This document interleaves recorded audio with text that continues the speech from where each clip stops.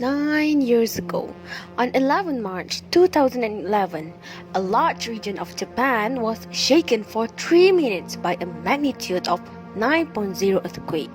The movement was so severe that the country moved a few meters east, the local coastline dropped, and it triggered a tsunami which killed thousands of people.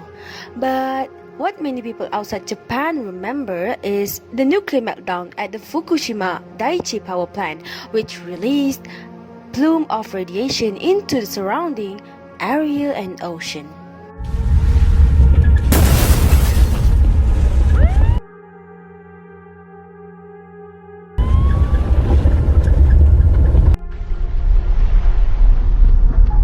When the earthquake hit, there were 11 reactors operating at 4 nuclear power plants in the affected Miyagi region. All the units shut down automatically when the disaster hit, but this is not enough to stop a plant from generating heat. Even after a plant has shut down, it continues to produce decay heat, which amounts to 6 to 7% of the heat power produced by a fully operating plant. This heat quickly diminished, but to avoid nuclear meltdown, it is imperative that the reactor is kept cool in the first day or so after the reaction has stopped taking place.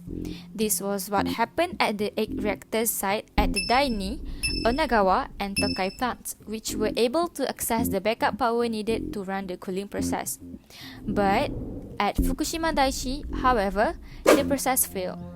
The result was the largest nuclear disaster since the Chernobyl accident in 1986.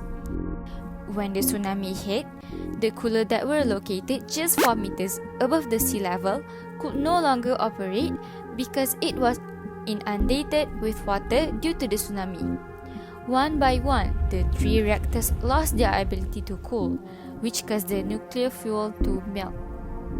Radiation was subsequently released into the environment over the coming days, both on purpose and by accident, as radioactive steam was released into the air, either through leaks or in an attempt to reduce the rising pressure. The worst part is, there was further radiation released by explosions caused by the release of hydrogen in the 4 days following the tsunami. Nuclear disaster at Fukushima has also caused a great deal of human suffering.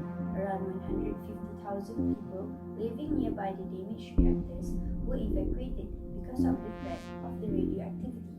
This in itself has caused mental strain.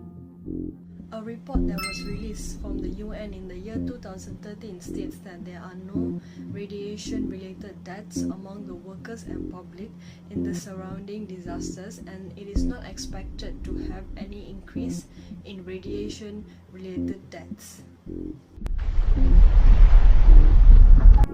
Due to the discharge of high volatility fission products, including radioactive iodine, strontium, and cesium into the environment through the air and deposited in the soil and water.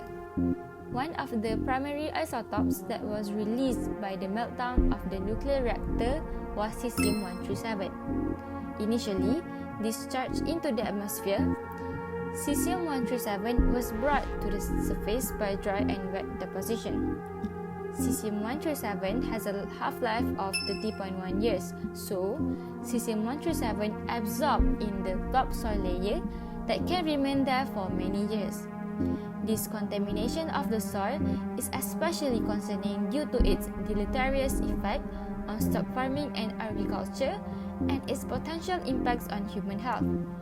The soils around Fukushima have been contaminated with deposition of more than 100,000 megabecquerel.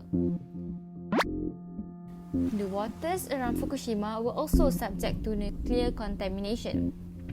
Not only were radioactive isotopes released into the ocean, other non-volatile activation products and fuel rod materials were also released as they made contact with water.